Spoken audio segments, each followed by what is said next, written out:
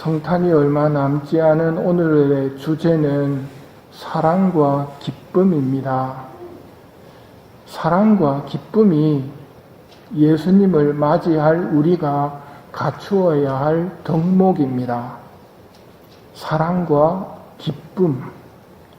독서인 아가서의 말씀입니다. 내 여인의 소리 보셔요. 그이가 오잖아요. 그대의 모습을 보게 해주오. 그대의 목소리를 듣게 해주오. 그대의 목소리는 달콤하고 그대의 모습은 어여쁘다오. 아가서는 아기 예수님을 갈망하는 마음을 잘 보여줍니다. 보셔요. 그이가 오잖아요. 그 모습은 노루나 젊은 사슴 같답니다. 예수님께서 달려오셔서 우리에게 말씀하십니다. 그대의 모습을 보게 해주오. 그대의 목소리를 듣게 해주오. 사랑하는 사람이 바라는 것은 보고 듣는 것입니다. 성탄을 어떻게 준비해야 하는지 깨닫게 됩니다.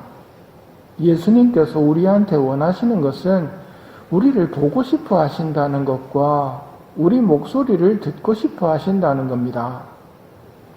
성체조배와 구유조배가 대표적으로 우리 모습을 보여드리고 우리 목소리를 들려드리는 방법입니다.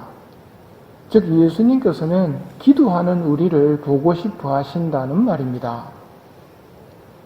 때문에 빈말의 기도는 사라져야 합니다. 그건 사랑하는 사람들 사이에서 상처를 주는 겁니다. 기도에 빠지면 안 되는 것이 그분을 사랑으로 바라보며 기도하는 것입니다. 사랑하는 분의 목소리를 들으려고 해야 합니다. 나는 침묵하면서 주님 말씀하십시오 하고 침묵 가운데 듣는 시간을 가져야 합니다. 이것이 올바른 기도입니다. 하느님께서 우리에게 바라시는 것은 사랑의 대화입니다. 우리 목소리를 듣고 싶어 하십니다. 그렇다면 우리도 그분의 목소리를 듣고 싶어 해야 합니다. 기도할 때 성경을 읽으면서 주님의 말씀을 듣는 시간을 가지는 것은 좋은 방법입니다. 매일 미사책을 통해서 들은 말씀을 묵상해 보는 것도 좋은 방법입니다. 죄가 성령의 불을 꺼지게 만든다는 것을 우리는 알고 있습니다. 죄를 멀리하고 악한 것들을 멀리하면서 내 안에 사랑의 불이 타오르도록 성령의 불이 꺼지지 않도록 돌봐야 합니다. 죄로 불이 꺼져간다면 고해성사를 준비하기 시작해야 합니다. 오늘 복음에서는 예수님께서 성모님을 통해 오십니다. 성모님은 서둘러 엘리사벳에게로 가십니다. 성모님이 서두르시는 외적인 이유는 나이 많은 엘리사벳이 아이를 가진 지 6달이 되었기에 봉사하기 위함이고, 내적인 이유는 예수님을 맞이할 길을 마련할 세례자 요한을 태중에서부터 성화시키기 위해서입니다. 성모님의 인사말 소리는 엘리사벳과 세례자 요한이 성령으로 가득 차게 만듭니다. 엘리사벳이 말합니다. 당신의 인사말 소리가 제 귀에 들리자 저의 태 안에서 아기가 즐거워 뛰놀았습니다. 예수님을 잉태하신 성모님의 목소리는 엘리사벳과 세례자 요한을 성령으로 가득 채웠으며 기쁨에 뛰놀게 합니다. 아가서에서 보았듯이 달려와 사랑을 속삭이는 기쁨을 연상시킵니다.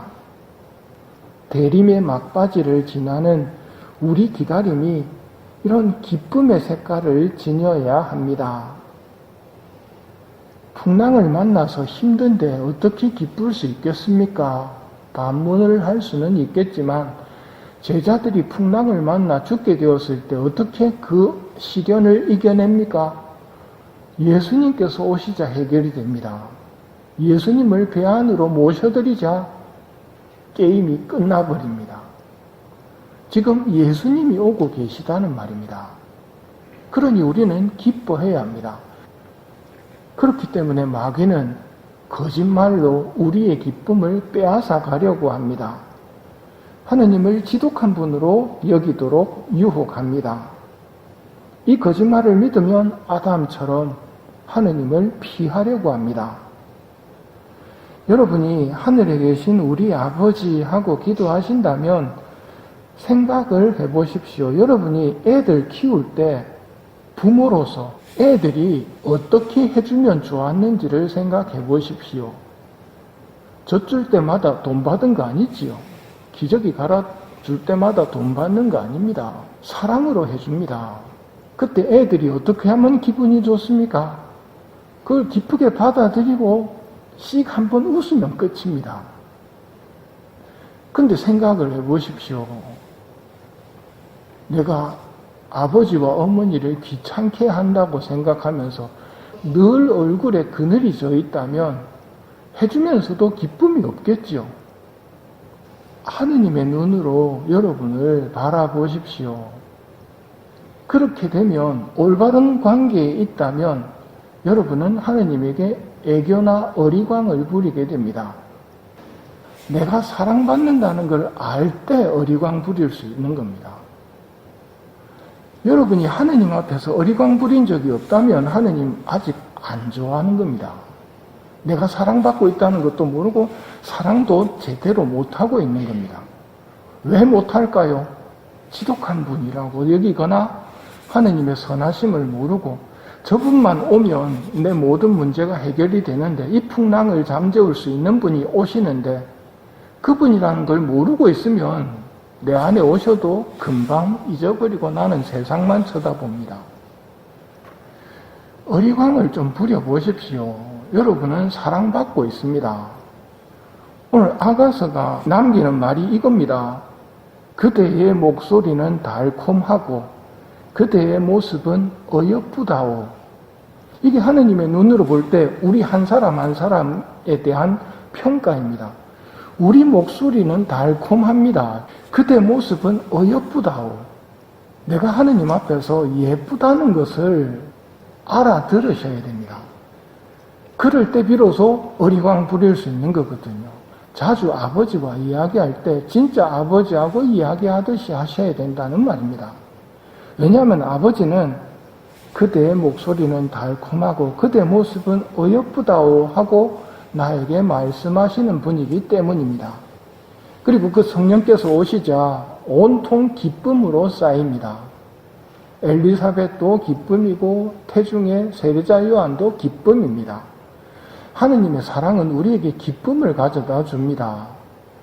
기쁨이 없는 신앙이란 하느님을 오해하고 있는 신앙이 된다는 말입니다. 예수님은 우리가 부족하다는 걸 알고 오십니다. 기저귀 채워주고 젖 먹여주고 하러 오신다는 말입니다.